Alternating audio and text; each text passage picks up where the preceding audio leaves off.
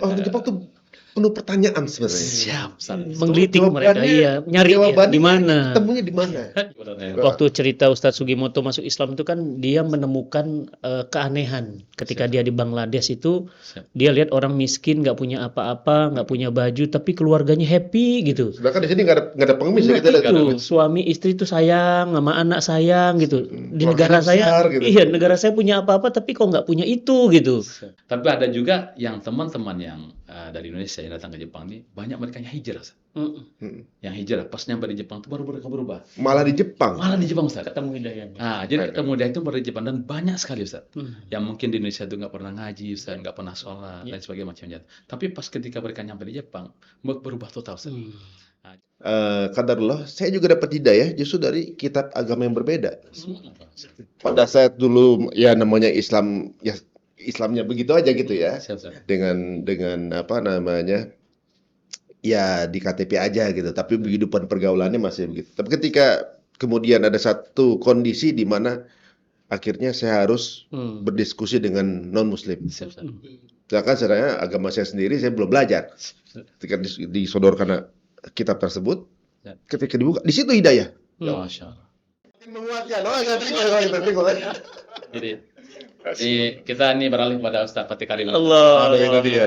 Ini semuanya kami banyak dan sering mendengar ceramah Ustaz Fatih Karim, Ustaz, Masya Allah, luar biasa. Dan kami sangat terkesan sekali ketika mendengar ada bercerita masalah almarhum Bang Freddy. Bang Freddy. Jadi ketika Tuhan untuk cerita, Ustaz ya, bagaimana dia meninggal dunia dalam keringat, kemudian bagaimana dia itu sebelum meninggal dunia dia bisa mengucapkan kalimat la ilaha illallah, bahkan dia ingin sholat, Ustaz ya.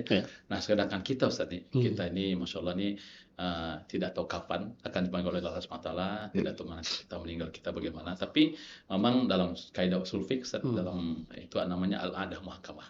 Kebiasaan itu bisa menjadikan suatu hukum. Nah, jadi maka orang akan meninggal sesuai kebiasaannya. Biasanya kebiasaan. Kalau nggak salah kami acara mantu juga ada seperti itu yang mengatakan seseorang itu akan meninggal sesuai dengan kebiasaan dia. Mungkin ada ceramah Ustaz Fatih Kali mengatakan, contohnya misalkan Ustaz almarhum Ustaz siapa namanya, Ustaz Arifin Ilham, Ustaz ya, dalam keadaan berzikir. Kemudian lagi untuk bercerita masalah Ustaz Uji, teman akrab antum, Ustaz ya.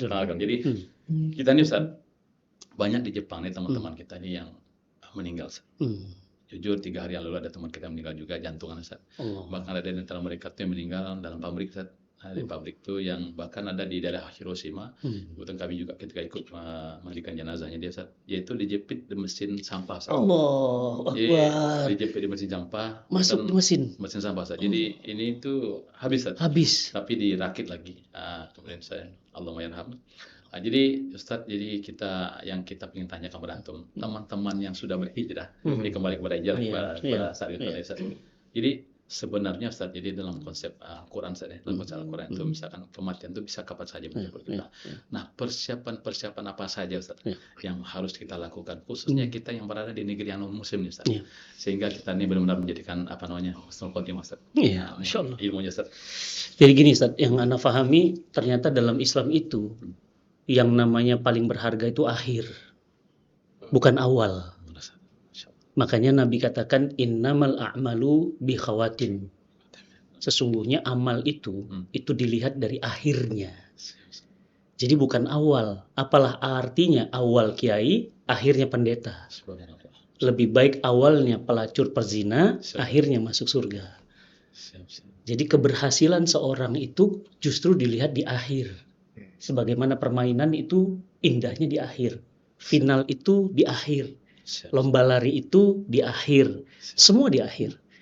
Jadi kalau kita ngelihat teman-teman kita kaya, dia hebat, kita bilang apa? Tenang, ini masih skor sementara, belum final. Lu jangan ketawa-ketawa dulu, itu belum final, masih skor sementara.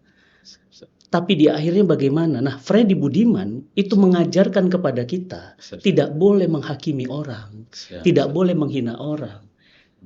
Umar bin Khattab radhiyallahu anhu mengajarkan kita bahwa indah di akhir bersemayam di samping makam baginda Nabi SAW.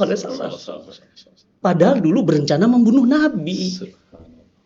Jadi Siapa yang nggak pingin di samping Nabi? Utsman aja nggak dapet, Ustaz.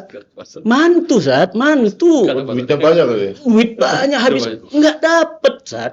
Tapi Umar dapet. Kenapa? Indah di akhir. Nah, kita ini takut, Ustaz. Termasuk saya ini takut. Di akhir cerita saya nanti gimana ini? Film saya ini gimana? Karena saya sudah banyak melihat orang yang meninggal di akhir itu justru kemuliaan yang didapat. Salah satunya Freddy Budiman. Jadi saya lagi ngisi di penjara. Semua penjara itu, semua orang tuh nangis di situ. Saya materi itu judulnya Peta Perjalanan Hidup Manusia. Peta perjalanan hidup manusia itu pakai PowerPoint, Ustaz. Itu nangis semuanya. Cuma ada satu orang di ujung itu pakai jubah putih, jenggotnya sudah putih, pakai kopiah putih, tapi air matanya itu basah semua. Saya bilang, nih orang nangisnya parah banget. Tapi saya nggak kenal siapa. Saya panggil sipir penjara, Bang, itu siapa? Ustaz nggak tahu. Siapa itu? Freddy. Freddy mana? Budiman. Oh, di sini. Iya, kan hari ini pembacaan eksekusi mati. Tadi diizinkan ikut pengajian Ustadz sebentar, dikeluarin sama polisi untuk ikut kajian. Bang, izinkan saya ketemu, Bang. Boleh Ustadz. Matiin mic, ketemu. Dia jalan ke saya. Saya jalan ke dia. Mau saya peluk. Udah Ustadz. Udah nangis. Ustadz, saya udah, Bang, udah mau balik. Saya ditarik polisi. Polisi bilang, maaf Ustadz Fatih, nggak bisa. Pak, tolong izinkan Pak, 5 menit saja. Saya pingin ketemu, saya pingin tanya, kenapa nangisnya begitu? Dia teriak, ditarik sama polisi. Ustadz teriak sampai ke ruangan. Saya tanya sama sipir penjara, rupanya hari itu dibacakan eksekusi hukuman mati. Dari pemerintah Republik Indonesia, Kejaksaan Agung Republik Indonesia hari ini adalah eksekusi mati. Dari surat dibacakan 3 kali 24 jam. 3 hari lagi mati. Dan nggak boleh nggak mati. Bayangin, Ustaz, kalau kita digituin, Ustaz, 3 hari lagi mati. Ngapain kita hari ini, Ustaz? Mau ngapain hari ini kita? 3 hari lagi, dan harus mati. Nggak boleh mati, nggak mati. Harus mati. Entah dibom, entah ditembak, pokoknya karena udah komitmen mati. Ustaz, saya dapat kabar dari orang sipir penjara. 1 hari, 3 kali khatam Quran. Allah. Kita sebulan sekali aja belum tentu, Ustaz. Apakah perlu dikeluarkan surat dari langit? Kamu tuh 3 hari lagi baru sepi khatam Quran. Udah, Ustaz, hatam 3 kali, jam 3 malam dibangunkan. Ditanya, apa permintaan terakhirmu? Izinkan saya mengucapkan. Bukan anak, papa, mama, anakku sayang, video call. No way. Dia bilang apa? Izinkan, la ilaha illallah Muhammad Rasulullah. Diizinkan sama tukang tembaknya, Ustaz. Begitu tangan kakinya diikat, teriak dia, la ilaha illallah Muhammad Rasulullah. Itu ada 10 tukang tembak. Semuanya berbunyi, cuma nggak tahu dari peluru yang mana. Dan Masya Allah, tukang sipir penjara cerita ke saya, itu 10 kali tembakan. Itu baru 1 kali tembakan setelah syahadat, setelah 2 kalimat thayyibah, wafat. Semudah itu, Ustaz. Biasanya kata tukang tembak itu ada yang kejang-kejang, ada yang muntah darah, ada yang kupingnya pecah keluar darah. Karena kan ditembaknya kalau nggak batang otak, jantung. Coba antum bayangkan. Dan Masya Allah, begitu talinya diikat, itu mayatnya diangkat. Ringan, Ustaz. Badannya begitu besar. Tinggi besar, Ustaz. Diangkat ringan, coba 2 orang. Dimasukin ke keranda jenazah, sipir penjara itu foto. Cekrek wajahnya. Nah, itu yang dikirim ke saya. Handphone saya hilang waktu itu, handphone fotonya hilang. Itu wajah senyum indahnya. Dan di keningnya Ustadz, dia WA, Ustadz lihat keningnya, ada keringat sebutir-butir jagung, seperti butir jagung. Bukankah itu hadis Nabi SAW, husnul khotimah? Nangis saya, Ustadz. Pertanyaannya, bagaimana akhir cerita Ari Untung? Bagaimana akhir cerita saya? Bagaimana akhir cerita Ustaz Rizal? Bagaimana akhir cerita antum? Bagaimana akhir cerita teman-teman? Saya nggak tahu. Jadi itulah kenapa kita selalu diminta oleh Nabi kita SAW untuk, ya Allah, wafatkan hamba husnul khotimah. Dan ternyata nyambung, Ustaz. Husnul khotimah kaitannya dengan istiqomah. Orang yang istiqomah baca Quran, nanti wafatnya dengan Quran. Yang saya takut nanti di akhir ceritanya ajal datang. Ajal datang itu ketentuan, kemana kaki melangkah itu pilihan. Wali Kota Bandung, Ustaz, meninggalnya hari Jumat. Saat mau sholat Jumat, mau jadi khotib Jumat, tahiyatul masjid, meninggal dunia. Saya lagi di Bandung hari Jumat. Baru nyolatin jenazah, sahabat saya ayahnya wafat. tahajud tadi malam. Siap. Saya di Bandung, Mas. Assalamualaikum warahmatullahi. Assalamualaikum. Dapat WA.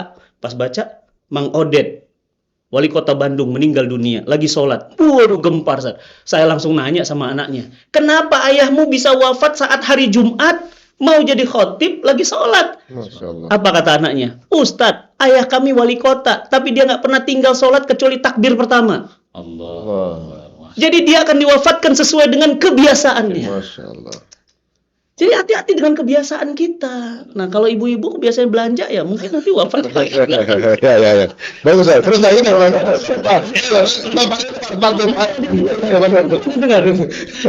Masalah. Pak itu part-part Masalah nih. Tapi alhamdulillah nyambung saja tadi. Saya juga ketemu beliau Mang Odet itu. Nah, Waktu masang listrik gratis di daerah Itu. gelap tanpa ada lampu sorot, Ustaz. tuh.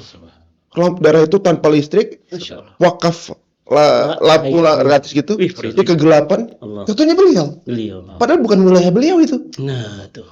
Waduh, beliau emang berarti emang ketemu dia. "Oh, Mang Odet ini kan bukan wilayah Mang Odet." Iya. Tapi beliau ikut proses wakaf listrik Nah, untuk lampu-lampu untuk para penghafal Quran. Masya tuh, Allah. Masya Allah. Dan indahnya, Ustaz. Coba bayangkan. Orangnya udah nggak ada. Jadi bahan bicaraan kita hari ini. Siapa? Mungkin nanti Ustaz sudah tidak ada, Ustaz. Jadi bahan bicaraan seluruh penduduk Jepang, Ustaz. Masya Allah. Allahumma sholli wa sallim. Dulu kami bisa masuk Islam, beliau. Dulu kami ingat waktu Osaka awal-awal beliau. Ustaz Rizal di mana-mana dibicarakan orang, Ustaz. Wangi, Ustaz. Wangi. Nah, pertanyaannya itu, Ustaz. Saya cuma itu aja yang membuat saya pingin dekat-dekat dengan orang baik. Kenapa? Syukur-syukur pas lagi dipanggil, pas lagi baik, Ustaz. Subhanallah. Nih Ustaz, nih kami pas lihat dengan ceramahnya Ustaz Fatih Karim Ustaz tentang Bang Odet. Allahumairham. Masalah ini luar biasa. Tetes air mata Ustaz. Jadi wa khairul amal khatamuhu Ustaz ya. Jadi sesuai amal itu adalah yang terakhir kalinya Ustaz ya. Jadi masalah jadi ini kamu mau tanya sama Bang Munir Ustaz. Jadi Bang Munir ini ada kurang lebih 36 orang Ustaz, 37 orang Indonesia Ustaz yang bekerja bersama itu beliau. Jadi Beliau, Masya Allah. jadi ya misalkan Munir. kadang-kadang masih terkendala masalah ibadah sholat. Nah, itu. Ya, kemudian Iya. sholat masih disibukkan dengan dunia ya Ustaz ya. Jadi ini bagaimana kira-kira Bang Munir ya, teman-teman sana semuanya ini misalkan nanti kita akan tanya juga sama Ustaz dari Untung misalkan konsep istiqomah itu biar bisa terus istiqomah itu gimana sih. Jadi sehingga teman-teman yang ada di perusahaan pun yang ada di Jepang ini kan ini khususnya teman-teman media kita Ustaznya dan mudah, seluruh jamaah Ustaz ya. Karena untuk minta sholat waktu sholat di perusahaan itu kadang-kadang agak terasa berat Ustaz. Iya. Nah, karena mungkin karena imannya masih lemah Ustaz ya. Kemudian nggak berani. Nah, kemudian mungkin Pak Munir mungkin punya tip-tip tertentu yang bisa ini biar bisa istiqomah juga di pabrik gitu misalnya. Jadi sebenarnya kita di pabrik itu kan 40 orang ya. 40 orang dan keterbatasan kita ibadah itu sebenarnya untuk sejauh ini tidak ada masalah, tergantung kembali ke individu masing-masing. Dan alhamdulillah dari 40 orang itu kita juga untuk sholat waktu zuhur dan itu kan memang waktu istirahat itu kita manfaatkan. Nah, terus kalau misalnya Jumat juga ya seadanya yang mau ikut ayo gitu kan. Dan dipersingkat Sebanyak bacaan-bacaan dan juga yang penting sholat Jumat bisa dilaksanakan gitu kan. Kemudian baru teman-teman juga yang mungkin kendalanya tidak bisa sholat itu mungkin kebijakan dari masing-masing perusahaan juga sebenarnya. Tapi kalau misalnya dikomunikasikan mungkin tidak ada masalah selagi itu tidak mengganggu aktivitas Jam kerja kita. toh juga sebentar ya, Ya, paling 5 mungkin menit ya. Itu tidak ada masalah. Tapi yang menjadi masalah juga itu mungkin kebijakan perusahaan yang memang tidak mau ada aktivitas lain itu. Mungkin dia itu juga kendalanya. Tapi selagi perusahaan juga bisa mengizinkan, alhamdulillah bisa. Masalah dan itu. Jadi Ustaz dari Untung misalkan konsep misalkan Ustaz ya. Jadi misalkan teman-teman gini banyak sudah hijrah Ustaz. Jadi mereka kadang-kadang tuh istiqomahkan mereka dalam kehijrahan mereka Ustaz. Kadang-kadang mereka masih berat Ustaz. Mau otomatis suasana Ustaz. Nah, suasana. Jadi kadang-kadang untuk menciptakan suasana itu karena ada sebagian ulama mengatakan hidup ini ada dengan suasana. Jadi ada 2 suasana, misalkan menciptakan suasana atau terbuat suasana. Mm-mm. Nah, jadi kalau suasananya bagus, maka akan hasilnya bagus. Tapi kalau suasananya tidak bagus, maka kita akan terbawa dengan suasana yang tidak bagus. Mungkin dengan Ustaz Ariuntu, mungkin dengan suasana yang luar biasa, Ustaz, mungkin di kalangan artis, mungkin yang suasananya luar biasa. Berbeda dengan kita. Berbeda dengan kita. Jadi mungkin Ustaz Ariuntu mungkin bisa sedikit ini Ustaz, memberikan suatu motivasi buat kita, Ustaz, ya. Bagaimana bisa kita istiqomah. Mungkin dalam suasana yang sangat luar biasa. Mungkin kalau suasana kita di Jepang ini non muslim, Ustaz.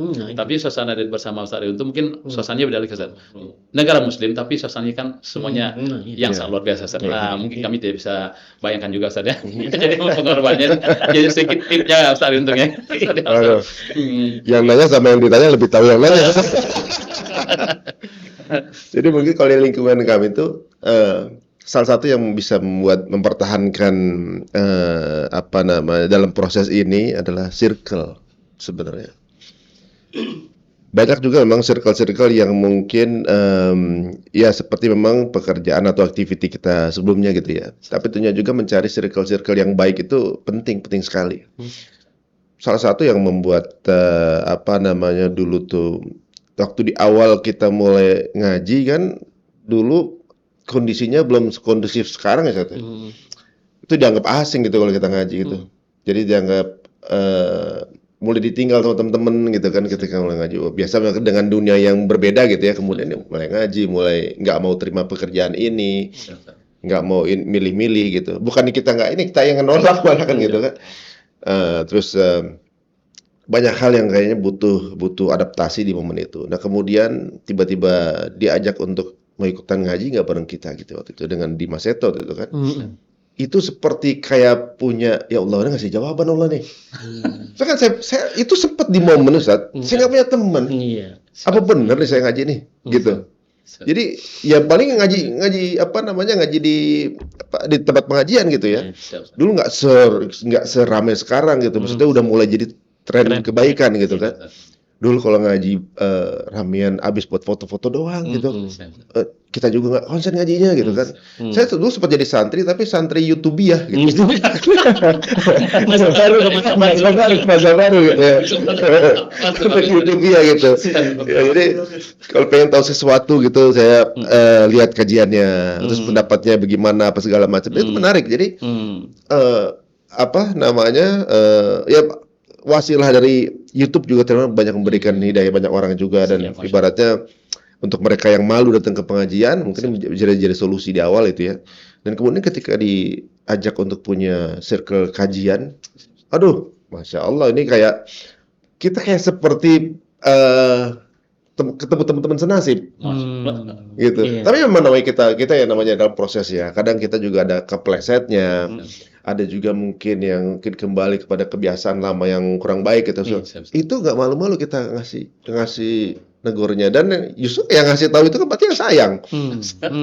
Gitu yang ngasih tahu kita bro sorry yang itu kayaknya keliru deh kalau nulis begitu gitu. Bro kayaknya ngelakuin ini kayaknya nggak kurang cocok di kita. Atau juga mungkin ada yang mulai mengaji kemudian pekerjaannya berkurang itu banyak yang kemudian ya mungkin dipilihkan sama Allah ya proses itu. Nah di proses itu kemudian peran circle itu ternyata berpengaruh. Bro, ini bisa sambil kita buat bantu-bantu nih bro, ini ngerjain ini gitu. Jujur di awal dulu ada satu hal momen itu juga saya itu. Salah satu yang kemudian membantu saya itu almarhum Kostif. Dulu pada saat mungkin pekerjaan kita bisa mulai ya mungkin agak segini lebih sempit gitu. Kemudian di bisnis lain pun juga kita sedang memilih-milih akadnya juga yang akhirnya saya mau usaha kopi sampai Kostif almarhum itu sampai ngasih racikannya dipakai aja mesin kopi dipakai aja kayak gini udah nggak usah mikirin ini gimana gitu. Jadi itulah yang saya rasa ini kalau di dunia bisnis nggak mau dia orang ngasih cuma sesuatu rahasia gitu kan.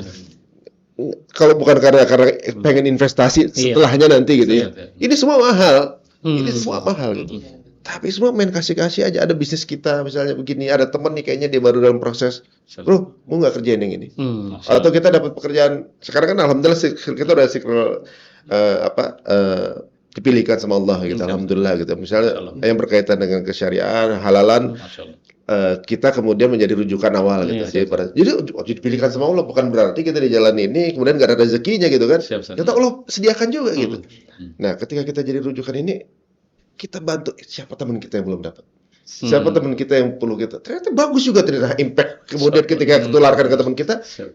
dia kemudian dapat rezeki juga. Nah, ternyata mempunyai circle yang baik ini bukan hanya di masalah ibadah, Siap. tapi juga muamalah yang lain, Benar. ekonominya, Iya. saling berikan solusi. Tapi bukan berarti kita menjauhi teman-teman yang lama, enggak Iya. gitu. Justru mereka lah adalah kemudian jadi mungkin itu challenge kita untuk ngajak mereka ke kebaikan. Alhamdulillah mungkin udah mulai lebih banyak lagi yang akhirnya tertarik untuk datang ke pengajian gitu. Walaupun karena mereka melihat yang datang ini sama-sama proses, sama-sama orang lama gitu ya, gitu. Jadi yang datang gitu mau tatoan, mau apa gitu. Ya. Kemarin kita habis ketemu wawancara anak-anak pang Siap. yang sampai matanya itu ditato hitam semua, Subhanallah. nggak ada lagi putih-putihnya, udah hitam semua. Jadi kurang nakal apa gitu ya. Kulit mah udah lewat biasa kulit anak baru tuh kalau kayak gitu.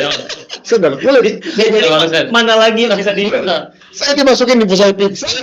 Ini ditakut, emang udah hebat banget. Ini mata yang ditusuk. Ya Yakuza versi Indonesia. Iya. Tapi mereka proses ingat Allah juga gitu. Iya. Mereka dalam perjalanan proses ini saya rasa, ya Allah buka pintunya tuh buat siapa aja gitu. Nggak pernah ada kata terlambat gitu. Nah, itu yang saya rasa. Dulu saya pernah di posisi itu gitu.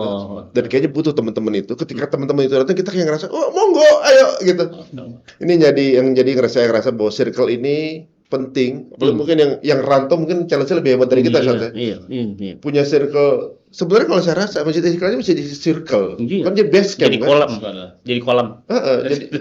Jadi apa melting pot ini Betul, kan. Nah, iya. itu kan jadi Bukan ibaratnya kalau bukan cuma itu hotspot wifi-nya di sini. Wifi kebaikan. jadi rutan tadi Bener dia. Jadi teman-teman di Osaka mungkin kalau yang sedang ada di Osaka kalau mencari circle untuk menjaga keistiqomahan kita sering datang ke sini. Tapi menarik pertanyaan Ustadz karena nggak mudah Ustadz. Siap. Kalau kayak kita kan bukan artis, bukan orang yang terkenal, Siap. bukan public figure, Siap. dan udah biasa nggak punya duit Ustadz. Siap. Kalau kita nggak punya duit dikit ya. Asal nempel juga nggak. Iya, kalau beliau pernah merasakan, teman-teman yang lain tuh pernah merasakan di zaman tinggi-tinggi jaya-jayanya, duitnya banyak gitu kan, orang kenal di mana-mana. Saya pernah jalan sama Teguh Wisnu, saya ajak waktu itu hijrah awal-awal tuh ke Medan. Saya kasihan, Zat. Jadi sampai pakai topi, pakai masker. Kenapa? Karena kalau nggak gitu itu pasti Teguh Wisnu foto dari mulai pesawat sampai tukang kaki lima. Betapa nggak nyamannya jadi artis. Saya mikir, wah luar biasa ya. Sampai ke toilet, mau bayar toilet itu sampai, wah ya Allah. Sampai toiletnya yang betul. Baru mau didudukin. Luar biasa. Itu kan aspek brand ya. Siap. Belum aspek yang sifatnya income. Tapi mereka rela meninggalkan yang haram-haram, kemudian mengambil yang halal. Ini kan nggak mudah, Tat. Benar. Kalau bagi yang udah kayak kita biasa nggak punya, ya aja gitu ya. Bukan kita kali ya, saya seneng. Enggak. Ini Ustaz Pati nih, masalah ini kebetulan nih saat ini masalah ini dengan circle yang dibilang oleh Ustaz Ridwan tadi. Benar. Ini benar suasana itu sangat mendukung saya dan memang harus kita ciptakan suasana yang Islami kemudian dan kita harus bentuk sendiri Ustaz ya. Nah, teman-teman Ustaz Fatih Karim ya. Kemudian teman-teman kita yang ada di Jepang ini, khususnya mereka newcomer. Nah, mereka ini datang ke Jepang. Mereka tuh biasanya kan sekolah bahasa. Kan untuk mendalami bahasa mereka kuliah setahun 2 tahun di sini. Nah, ada kendala mereka Ustaz. Kendala mereka itu adalah mereka ditawarkan pekerjaan karena mereka harus membiayai sekolah mereka dan kehidupan mereka juga dalam kehidupan sehari-hari mereka ditawarkan pekerja misalkan di restoran tapi masih menjual alkohol gitu saja. Mungkin masih ada barang-barang haram yang dijual di sana atau misalkan di tempat hotel tapi bukan hotel yang syar'i. Nah, jadi mereka kadang-kadang ada bertanya ke kita Ustaz. Jadi apakah yang mereka lakukan tuh halal apa tidak gitu Ustaz. Jadi mungkin menurut Ustaz Fatih kan sedikit ini. Iya. Sebelum dijawab, mungkin juga Oke, siap. Oke, siap. Ya, jadi sebenarnya hukum bekerja dengan non-Muslim itu hukumnya mubah, boleh. Karena Rasul pernah membiarkan Ali bin Abi Thalib bekerja dengan orang Yahudi. Kemudian Rasul juga pernah meminta seorang penunjuk jalan, ya, dan kemudian Nabi mengijaroh, memberikan jasanya, fee-nya, ujrohnya. Nah, bekerja dengan non-muslim itu kan bukan hanya di Jepang, Siap, tapi di Indonesia juga mayoritas muslim, tapi kan Siap. ada yang kerja di non-muslim begitu. Siap. Nah, jadi sebenarnya secara hukum boleh. Siap. Asal satu misalnya pekerjaannya barang atau jasanya halal. Misalnya dia menjual teh gitu kan, Siap. atau dia menjual makanan yang halal. Kemudian bagaimana kalau dia bekerja di perusahaan yang menjual babi, Siap. menjual khomer? Nah masalahnya Ustaz, khomer sendiri Siap. itu dalam Islam kan kita tahu teman-teman, itu 10 yang kena. Siap. Kalau riba itu cuma 4. Yang beri, yang nerima, yang saksi, yang catat. Siap. Kalau khomer itu 10. Yang minum, yang nuang, Semuanya dapat. yang datang, yang lihat, yang saksi, yang meres, yang jaga, yang minta beli, yang dibelikan, yang semua kena 10. Satpamnya juga ya? Gitu. Karena Homer itu kan Zat, dalam ajaran kita Islam ini kan, Homer ini kan umul jaroim. Siap. Ibunya kemaksiatan, ibunya kriminal. Gara-gara mabuk dia perkosa ibunya. Gara-gara mabuk dia bunuh anaknya. Gara-gara mabuk dia ngerampok. Siap. Makanya Homer ini lebih berat dari riba. Sampai dikatakan umul jaroim. Dan luar biasa Ustaz, tantangan dakwah antum di Jepang. Siap. Yang namanya minum itu budaya mereka di sini. Benar. Iya. Benar. Oh iya. Iya, justru mereka itu nggak bisa lepas. Dia bilang, saya pernah dapat juga jamaah, saya tuh mau pingin masuk Islam, cuma satu aja, Nggak bisa. saya nggak bisa ninggalin minum. Saya jadi teringat hadis Nabi SAW Siap. ketika seorang sahabat, aku bisa ninggalin bunuh, aku bisa ninggalin semua, cuma aku nggak bisa ninggalin satu ya Rasulullah, zina. Siap. Zina. Dan Nabi cuma senyum aja. Kalau kita mungkin gaplok dasar lo gitu ya. Nabi cuma senyum aja. Terus pertanyaan Nabi itu sederhana tapi mendalam. Bagaimana kalau ibumu dizinahi? Subhanallah. Bagaimana kalau anak perempuanmu dizinahi? Wah, saya bacok dia Rasulullah. Lah begitulah perasaan orang dizinahi sebenarnya. Langsung nggak berani lagi itu. Nah, itu kan zina. Bagaimana dengan khomer? Nah, jadi memang pekerjaan yang haram ya menurut saya Siap. kan Jepang ini kan rezekinya luas, diluaskan Allah. Siap. Ada di bidang IT mungkin, Siap. ada di bidang jasa, ada di Siap. bidang yang lain rasanya mungkin bagi teman-teman yang di Jepang maupun yang di Indonesia Siap. baiknya bekerja, pilihlah perusahaan-perusahaan yang dibolehkan Allah. Siap. Karena nanti akan mendatangkan keberkahan. Buat apa sih Ustaz? Kita berlimpah tapi nggak berkah. Siap. Mendingan berkah dan berlimpah. Nggak apa-apa Iya. kaya kayak Ari Untung, tapi Amin. halal. Amin. Sudah miskin haram lagi gitu kan. Masya Allah, ini Allah teman-teman nih jemaah daripada Masjid Istiqlal Saka dimanapun berada. Insya Allah nih kita hari ini kedatangan yang sangat luar biasa sekali Ustaz Adi Untung bersama Ustaz Fatih Karim. Masya Allah. Ini Masya Allah nih alhamdulillah ya Bang Udin. Insya Allah Ustaz, jadi ini insya Allah mengingat waktu juga ya. Iya. Mungkin teman-teman jemaah sebanyak Allah. kita insya Allah. Jadi insya Allah mudah-mudahan Ustaz podcast yang sangat singkat sekali ini. Jadi mudah-mudahan menjadikan asbab ide Ustaz. Jadi khususnya pada seluruh pemirsa dimanapun berada, mudah-mudahan dengan adanya dakwah dengan melalui media sosial ini. Karena kami punya prinsip Ustaz untuk Ustaz Fatih Karim ya. Karena balik ani walau ayah, sampaikan walaupun hanya satu ayat. Jadi Profesor Dr. Hamka Ustaz. Jadi sebelum Buya Hamka meninggal dunia dulu, pernah dia mempunyai satu kata-kata Ustaz. Kalau seandainya di dunia ini sudah tidak ada lagi yang akan mendengar saya berbicara kata Buya Hamka Ustaz, maka saya akan mengajarkan manusia itu dengan pena Ustaz. Masanya Buya Hamka Ustaz. Tapi kalau sekarang bukan Ustaz. Nggak pakai pena lagi. Ustaz. Dengan YouTube ya. YouTube. Digital. Digital Ustaz. Jadi memang dakwah tuh mungkin tidak ada batasan Ustaz. Benar, Ya Ustaz. mudah-mudahan Ustaz dengan Iya. Ustaz Fatih Karim Iya, luar insya biasa dengan Qurannya Ustaz Fatih Allah.